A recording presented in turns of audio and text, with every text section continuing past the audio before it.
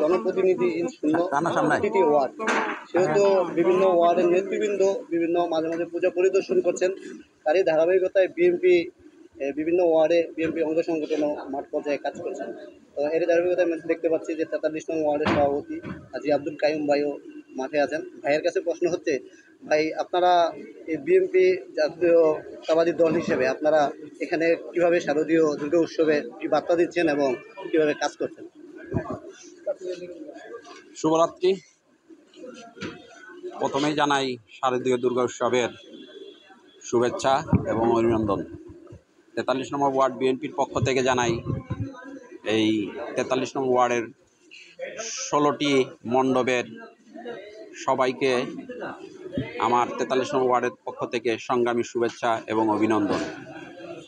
আমাদের দেশনায়ক জনাব তারেক রহমানের নির্দেশে আমরা এবং ঢাকা মহানগর দক্ষিণে রফিকুল আলম মজনু এবং সদস্য সচিব তানভীর আহমেদ রবিন ভাইয়ের নির্দেশে এবং আমাদের সুত্তাপুর থানার আজিজ ভাইয়ের পক্ষ থেকে আমরা প্রতি বছর, গতবারও আমরা মাঠে ছিলাম এবং আমাদের সাথে প্রশাসন সুত্তাপুর থানার ওসি মহোদয় সাইফুল ভাই আমাদের যথেষ্ট সহযোগিতা করেছেন এবং ওনাকেও আমরা সহযোগিতা করেছি।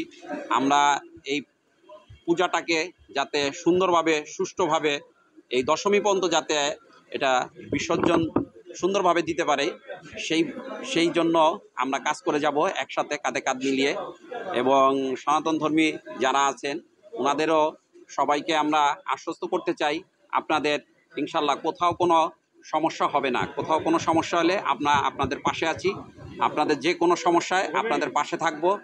আপনাদের আমরা আরও আশ্বস্ত করতে চাই, আমরা এই জাতীয়তাবাদী বিএনপির পক্ষ থেকে আমরা স্বেচ্ছাসেবক টিম করে দিয়েছি প্রতিটি মণ্ডপে। এই টিম আপনাদের পাশে থাকবে।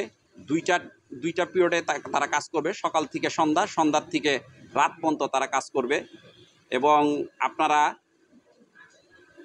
সুন্দরভাবে সুষ্ঠুভাবে আপনারা যাতে এই পূজা মণ্ডপগুলো আপনারা যেন বিসর্জন দিতে পারেন, সেজন্য আমরা কচুঘাটের এখানে যেখানে আপনারা বিসর্জন দেন ওইখানেও আমরা সুন্দর একটা ব্যবস্থা করে ফেলেছি অলরেডি। আমরা ওইখানে পর্যাপ্ত পরিমাণ লাইটের ব্যবস্থা করেছি এবং রাস্তাঘাট যেখানে যা সমস্যা ছিল, বিদ্যুৎ যেসব সমস্যা ছিল, সমস্ত সমস্যাগুলি আমরা সমাধান করতে পেরেছি।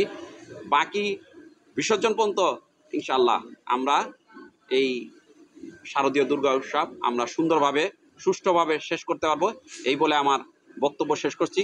ধন্যবাদ।